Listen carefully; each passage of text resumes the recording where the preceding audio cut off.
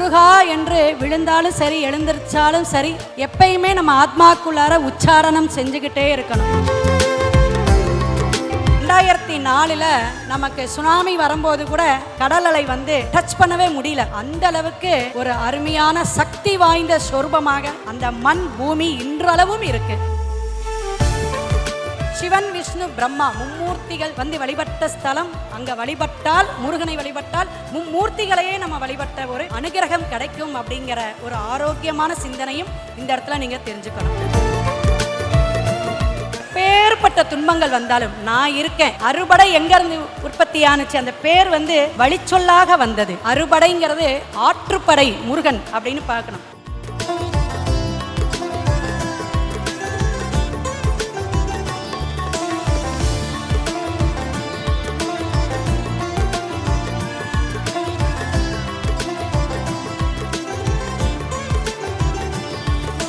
முருகன் எனும் மந்திரம் என்ற இந்த ஆன்மீக நிகழ்வில் அடுத்ததாக இந்த மேடை மீது இந்த நிகழ்விற்கு முதல் நபராக குடும்பமாக நாங்கள் வந்தோம். வாராகி டிவி டீம் வந்தாங்க, குடும்பமாக நாங்கள் வந்தோம். அடுத்து சிறப்பு விருந்தினர்களில் இங்கே முன் வரிசையில் அமர்ந்திருக்கக்கூடிய அகில உலக மகளிர் ஜோதிடர் அணி பேரவை நிறுவனர், சிவவாக்கு ஜோதிடர் கோவை திருமதி கிருஷ்ணவேணி அவர்கள் ஆரம்பத்திலிருந்து இந்த நிகழ்ச்சியை அணுவா பார்த்து ரசிச்சிட்டு இருக்காங்க. முருகன் அருளை பெற்று இந்த மேடைக்கு உங்களுக்காக பல தகவல்களை பகிர இருக்காங்க. அவங்கள நம்ம ஒரு அரங்கம் நிறைந்த கைத்தட்டலோடு மேடைக்கு அழைக்கலாம். அனைவருக்கும் நமஸ்காரம். ஓம் பூட்சியாய ராகவேந்திராய சத்திய தர்ம ரதாயச பஜதாம் கல்ப விருஷாய நமதாம் காமதேனுவே. ஸ்ரீ ராகவேந்தருடைய பொற்பாதம் தொட்டு வணங்கி இங்கு வந்திருக்கக்கூடிய ஆன்றோர்கள், சான்றோர்கள், மெய் அன்பர்கள், முருக பக்தர்கள் மற்றும் ஜோதிடத்துறையில் மிக சிறப்பாக பணியாற்றி கொண்டிருக்கிற என்னை போல பணியாற்றி கொண்டிருக்கக்கூடிய ஆன்மீக ஜோதிட நட்புள்ளங்களுக்கும் வாழ்த்துக்களையும் நன்றியையும் தெரிவித்துக்கொண்டு, வில்லுப்பாட்டு அம்மா அவர்கள் ரொம்ப அழகாக அவங்களுடைய பாணியில் பாடி சென்று அமர்ந்த அவங்களுடைய பொற்பாதம் தொட்டு வணங்கி, எல்லாருடைய மனசுலையுமே இந்த முருகன் எனும் மந்திரம் எங்கேயுமே இல்லை, நம்மளுடைய மனசில் இருக்குது, நம்மளுடைய ஆத்மாவில் இருக்குது. முருகா அல்லது முருகன் அப்படின்னாவே மும்மூர்த்தியான சிவன், விஷ்ணு, பிரம்மா அதோடைய 3 எழுத்துடைய தாரக மந்திரம் என்று சொல்லலாம். இப்போ பழனியாக இருந்தால் என்ன, திருத்தணியாக இருந்தால், திருப்பரங்குன்றமாக இருந்தால் என்ன, பழமுதிர் சோழையாக இருந்தால் என்ன, எல்லாத்துலேயுமே குன்று இருக்கும் இடமெல்லாம் குமரன். திருச்செந்தூரை பற்றி பேசுங்கன்னு மாரிமுத்து சார் எனக்கு ஃபோனில் சொன்னாங்க. அறுபடை முருகனில் ஒரு படையை நீங்கள் அழகாக எடுத்து பேசணும்னு சொல்லும்போது இதை தான் சொன்னாங்க. இங்கே ஆண்டி பழனியப்பனை பற்றி சொன்னாலும் மீண்டும் நமக்கு அதே தலைப்பு வந்துருச்சு. ஏன் இது சிறப்பாக நம்ம ஒவ்வொரு படைக்கும் ஒரு சிறப்பு உண்டு. நம்ம ஆன்மீக தமிழ் பண்பாட்டோட கலாச்சாரத்தோட பிறந்த இந்த பூலோகத்தில், அதுவும் தமிழ்நாட்டில் இருக்க எல்லாருமே, இந்தியராக பிறந்த எல்லாருமே இந்த அறுபடை முருகனை போய் வழிபாடு எடுக்கணும். ஒரு படை வீரரை நம்ம மனதார நேசிக்கணும், யாசிக்கணும்.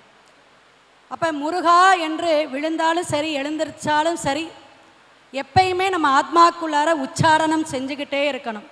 அது நம்மளுடைய ஆத்ம பலத்தை ரொம்ப சிறப்பாக உயர்த்தும். நம்ம ஒரு இடத்துல புகழாக கொண்டு போய் அமர வைக்கும். ஏன்னா புகழுக்கு உரியவர், நம்மளுடைய சிந்தனைக்கு, செயலுக்கு ஆத்மார்த்தமாக சொல்லக்கூடிய ஒரு குழந்தை சொரூபமான சரவண பவ சண்முகாய நம. நிறைய விஷயங்கள் எல்லாத்துக்கும் ஞான மார்க்கமாக, ஆன்மீக சிந்தனையாக எல்லாருக்குமே தெரியும். இருப்பினும் இந்த ஸ்ரீ வாராகி டிவி மூலியமாக தெரியாத அன்பர்கள் மூளை முடுக்கில் எங்கே வேணாலும் இருந்து நம்மளுடைய சொற்பொழிவை, நம்மளுடைய இந்த ஆத்மார்த்தமான முருகன் எனும் மந்திரத்துடைய அமைப்பை கேட்கறக்கு ஒரு பாக்கியம் வேணும். அப்போ பொறுமையாக இருந்து நேரடியாக சுவாமியை தரிசனம் பண்ணி மெய்யன்பர்களோடு இணைந்து நம்ம பேசும்போது அதில் ஒரு ஆனந்தம். அந்த ஆனந்தத்தை சொல்ல முடியாது. நமக்கு தெரிந்ததை, அறிந்ததை, அனுபவத்தில் உணர்ந்ததை சொல்லுறோம், அவ்வளவுதான். அப்போ ஜோதிடத்துறையில் நம்மளுடைய வாக்கு, அந்த செவ்வாய் மொழி அப்படிங்கிறது நமக்கு வாக்குப்பளிதத்துக்கு உரித்தானவரே முருகன் தான். அப்போ எல்லாருமே நம்ம என்ன செய்கிறோம் அப்படின்னா, சரவண பவ ஓம் சண்முகாய நம ஓம் இந்த முருகனுடைய மந்திரம் சொல்லாத நாளே கிடையாது. அப்படியே உச்சாரணம் சொல்லிக்கிட்டே தான் இருக்கும். திருச்செந்தூர் எதற்காக சொன்னோம்னா, திருச்செந்தூர் அப்படிங்கும் பொழுது கடல் அலையாக இருக்கக்கூடிய அமைப்புன்னு அனைவருக்கும் தெரிந்தது. குன்று இருக்கும் இடமெல்லாம் குமரன், ஆனால் இங்கே அலையாக பெருங்கடலாக தன்னுடைய, இப்போ ராமர் வந்து மாமன், முருகனுக்கு மாமன்.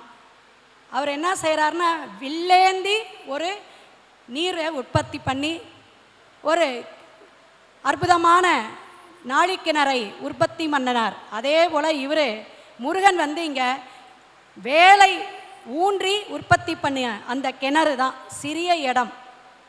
அப்போ நம்ம அந்த வழிபாட்டுக்கான முறைகள் இருக்குது, ஆகம விதி முறைகள் இருக்குது.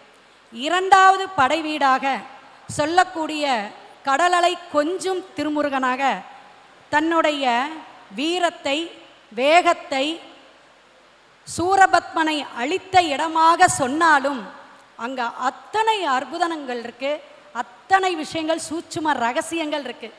அப்போ நம்மளுடைய வெற்றி வேகம் கோபம் இதெல்லாம் மட்டும்தான் அது சுட்டி காட்டுதா அந்த கோயில் அப்படின்னா அது இல்லை.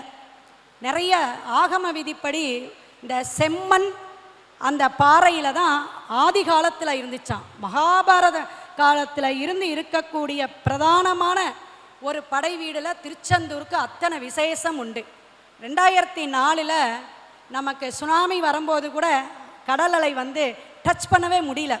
அந்த அளவுக்கு ஒரு அருமையான சக்தி வாய்ந்த சொரூபமாக அந்த மண் பூமி இன்றளவும் இருக்குது. இத்தனை விஷயங்கள் நமக்கு பொதிந்து இருந்தாலும் நம்மளுடைய பிரார்த்தனை அப்படிங்கும்போது இந்த செவ்வாய் அப்படின்னாவே முருகன் சொன்னோம். நம்மளுடைய வாக்குக்கு முருகன் தான். அதனால தான் நல்ல சொல் நல்ல மந்திரம் சொல்லறதுக்கு முருகனை நம்ம சொல்கிறோம். அப்போ அந்த மந்திரம் அப்படிங்கிறதுக்கே ஆதிமூல கடவனாக இருக்கக்கூடியவர் முருகன். ஏன்னா சுவாமி மேலே பார்த்தீங்களா, அப்பனுக்கே மந்திரம் உபதேசம் பண்ணிய இடம். அப்போ அந்த மந்திர உபதேசம் எங்கே இருக்குது அப்படின்னா, குட்டி ஞான கடவுளான நம்ம முருகன் எம்பெருமான்கிட்ட தான் இருக்குது. அதெல்லாம் நம்ம குழந்தைங்களுக்கு வலியுறுத்தி சொல்லணும். அப்படி சஷ்டி விரதத்துக்கு பேர் போன இடம் எது அப்படின்னு பார்த்தீங்கன்னா திருச்செந்தூர் தான். அப்போ குழந்தை பாக்கியத்துக்கு விரதமிருந்து ஒரு கரெக்டாக ஆச்சாரமாக இருந்து அங்கேயே அனுஷ்டானமாக எளிய முறையில் அமைதியாக இருந்த அந்த 6 நாள் நம்ம இப்போ மடியேந்தி பிச்சை எடுத்து நிறைய கோயிலில் வந்து நம்மளுடைய வேண்டுதல் பிரார்த்தனை சங்கல்பம் இதெல்லாம் வைக்கிறோம்.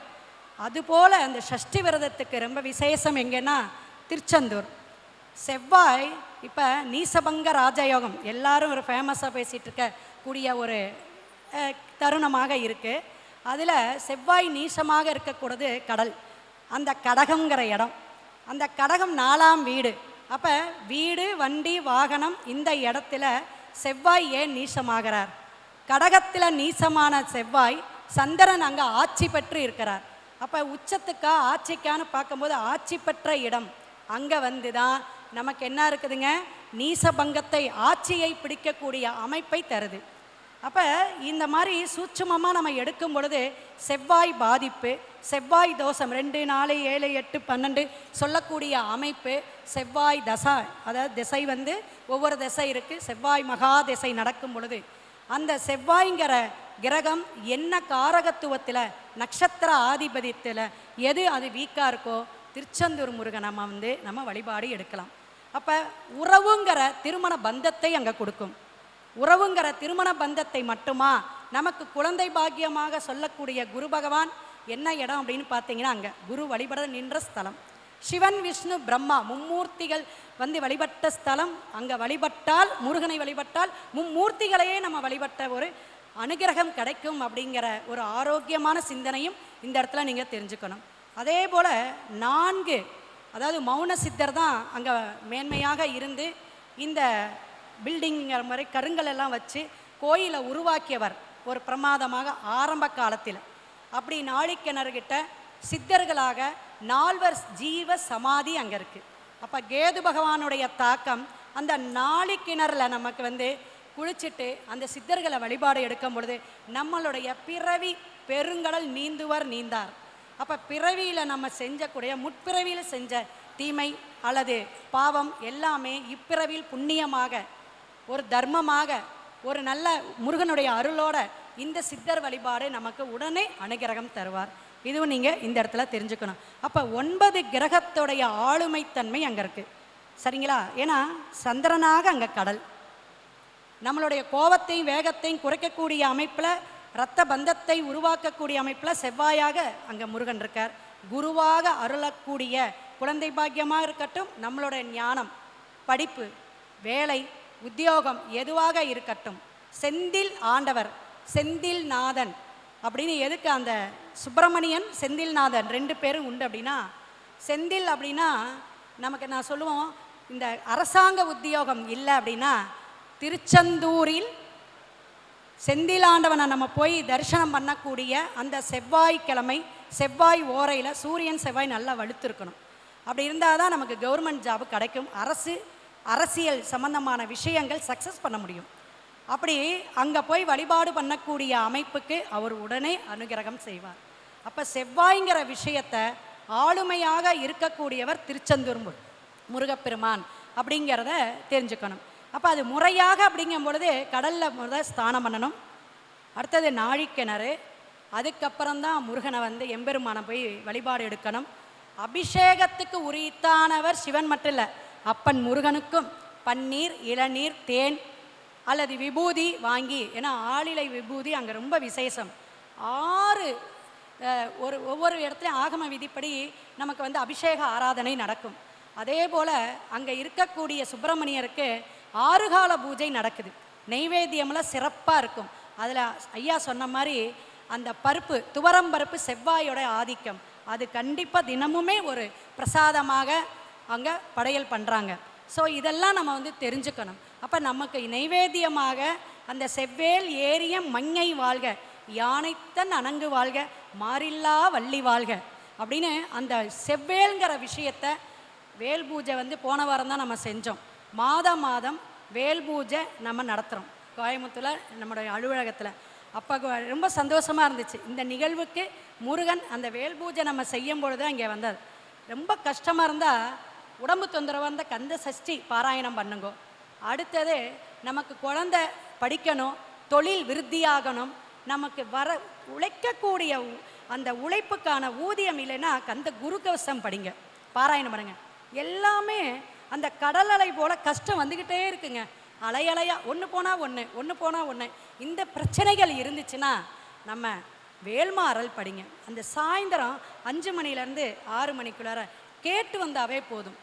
ஓங்கி உயர்ந்தடிக்கும் ஒய்யார கடல் அலையும் ஆங்கென அடிபணிந்து அமர்ந்திடுமாம் விந்தை போல் ஏங்கும் கவலையோடு என் முன்னே வந்திட்டால் நீங்கும் தீங்கென்பான் திருச்செந்தூர் முருகப்பெருமான்.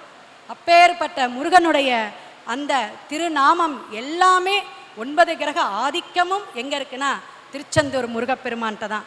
அப்போ தொழில் வளம், குழந்தை பாக்கியம், திருமண தடை, நமக்கு ஆரோக்கியம், எந்த நோய் நொடியாக இருந்தாலும் அந்த இலை விபூதி நம்ம இட்டுக்கிட்டா அவ்வளோ விசேஷம். 2 இடத்துல திருமணத்துக்கு ஆகாதவங்களுக்கு இடத்துக்கு நான் அனுப்புவேங்க. ஒன்று, சுக்கிரனாக இருக்கக்கூடிய அந்த கலத்தரம் அப்படிங்கக்கூடிய அமைப்புக்கு ஸ்ரீரங்கநாதரை போய் திருச்சியில் வழிபாடு எடுக்க சொல்லுவேன். எப்படி? விஸ்வரூப தரிசனம், யானை, பசு, குதிரை நடை திறக்க அப்படியே பிரமாதமாக ஆனந்தமாக அற்புதமாக அப்படியே அந்த பட்டு வேஷ்டி பட்டு சட்டை ஐயா மாதிரி அப்படி வெள்ளை வேஷ்டி வெள்ளை சட்டையில் போய் சாமியை கும்பிடுங்க. ஏன்னா ஆண்களுக்கு தான் ரொம்ப பிரேக் ஆகும். அப்படி போய் கும்பிடுங்க, சந்தனம் இட்டுக்கிட்டும்பேன். இங்கே என்ன நம்ம சொல்லுவேன், நல்ல ஒரு காவி சாமி மாதிரி காவி உடை அணிஞ்சு இடுப்பில் துண்டு கட்டிட்டு திருநீர் அணிஞ்சு அந்த 4 to 5 ஒரு 6 மணிக்குள்ளார விஸ்வரூப தரிசனம் போய் பண்ணுங்க. எங்கெங்க? திருச்செந்தூரில். இந்த 2 விஸ்வரூப தரிசனம் பண்ணாவே அங்கே வெள்ளிக்கிழமை, இங்கே செவ்வாய்க்கிழமை அல்லது வியாழக்கிழமை. ஏன்னா குரு வழிபட நின்ற ஸ்தலம் திருச்செந்தூர் முருகன். ஸோ இந்த மாதிரி நம்ம என்ன பிரார்த்தனைக்காக, என்ன சங்கல்பத்துக்காக நம்ம வந்து வழிபாடு எடுக்கிறோமோ அது சிறப்பாக இருக்கும். ரிக், யஜூர், சாம, அதர்வனம் வேதங்கள் சொல்கிறோம். அதில் லவண வேதம்னு ஒன்று இருக்குங்க. அந்த நீர் ஜலத்தில் வந்து நிற்கக்கூடிய ஒரு வதை பண்ணக்கூடிய சூரபத்மனை அழித்த அந்த கடல் அலையாக அந்த அமைப்பில் அமைஞ்ச அந்த லவண வேதத்தை இந்த கலியுகத்தில் எப்பேற்பட்ட துன்பங்கள் வந்தாலும் நான் இருக்கேன். அறுபடை எங்கேருந்து உற்பத்தி ஆணுச்சு? அந்த பேர் வழிச்சொல்லாக வந்தது. அறுபடைங்கிறது ஆற்றுப்படை முருகன் அப்படின்னு பார்க்கணும். பழைய நூல்களில் அந்த ஆற்றுப்படையை படித்தாவே அதிலிருந்து அறுபடைன்னு மருகை வந்தது. ஒவ்வொரு முருகனுக்கும் பழனியாக இருக்கட்டும், சுவாமி மலையாக இருக்கட்டும், அத்தனை விசேஷங்களும் புராணங்களிலும் இதிகாசங்களிலும் சொல்லி வச்சுருக்காங்க. கந்த புராணமும் அதே போல் திருப்புகழ். அருணகிரிநாதர் சாதாரண மனிதராக இருந்தார். அப்படியே கையேந்தி நமக்கு ஒரு பொக்கிஷமாக அப்படி ஞான மார்க்கமாக ஒரு எம்பெருமானே நமக்கு மண்ணில் உதித்து நமக்கு கொடுத்த அந்த பாடல் திருப்புகழ். அந்த திருப்புகழ் இந்த 2 நூலும் கண்டிப்பாக நம்ம வீட்டில் இருக்கணும். முருக பக்தராக மட்டும் இருக்கக்கூடாது. இந்த 2 நூல் வாங்கி வச்சுருங்க. நாளைக்கே போகணும், போயிட்டு புத்தகம் 2ஐயும் வாங்கி வச்சு கொஞ்சம் கொஞ்சம் படித்து பாருங்கள். அத்தனை விஷயங்கள் இருக்கும். அத்தனை அந்த தமிழ் சொற்களை கண்டுபிடிக்கிறது அப்படி அற்புதமான விஷயமா இருக்கும். இன்னும் நிறைய விஷயங்கள் இருக்குது. அப்போ நம்ம ஜாதகத்தில் என்ன தோஷங்கள் இருந்தாலும் திருச்செந்தூர் 2வது படை, சந்திரனாவே 2, சூரியன் முதன்மை, அந்த 2 பாருங்க அங்கே கூட வச்சுருக்காங்க. அப்படி அந்த சந்திரனோட ஆதிக்கமான அம்மா பாசம், தாய் உள்ளம், நம்மளுடைய கஷ்டம் நீங்கணும், அந்த வேகம், கோபம், ஆணவம், கண்மம், மாயை எல்லாமே அழியணும் அப்படின்னா அந்த நாளைக்கிணறில் போய் நம்ம நனைஞ்சிட்டாவே அப்படியே ஞான மார்க்கமாக ஆயிடுவோம். ஜோதிடத்துறையில் இருக்கவங்க எல்லாத்துக்குமே நான் சொல்லுவேன், எப்பா திருச்செந்தூர் போப்பா, வருஷம் நீ பிறந்த மாதத்தில், நீங்கள் பிறந்த மாதத்தில் ஒரு வியாழக்கிழமை நீங்கள் போயிட்டு விஸ்வரூப தரிசனம் பண்ணிவிட்டு எந்த துறை சார்ந்து இருந்தீங்கனாலும் வழிபாடு எடுத்துகிட்டு வாங்களேன். ரொம்ப ரொம்ப சிறப்பாக இருக்கும். எந்த துறை சார்ந்துன்னு நீங்கள் இருக்கிறத விட வாக்கு சொல்லக்கூடிய ஆசிரியர்கள், வக்கீல், அதே போல் ஜோதிடத்துறை அன்பர்கள் எல்லாருமே இப்போ பாடி இந்த ஆன்மீக சொற்பொழிவு பண்ணுறவங்க இவங்க எல்லாருக்குமே கண்டிப்பாக அந்த வாய் சொல் ரொம்ப ரொம்ப பலிதமாகும்.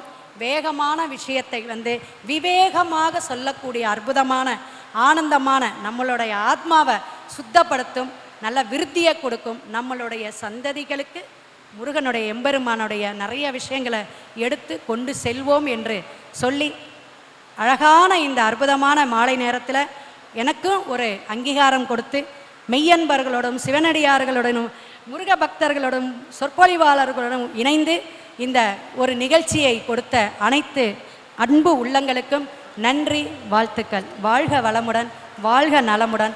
ஓம் சரவணபவ ஓம். ஓம் சண்முகாய நமோ. வெற்றிவேல் முருகனுக்கு அரோகரா. வீரவேல் முருகனுக்கு அரோகரா. செந்தில் ஆண்டவருக்கு அரோகரா.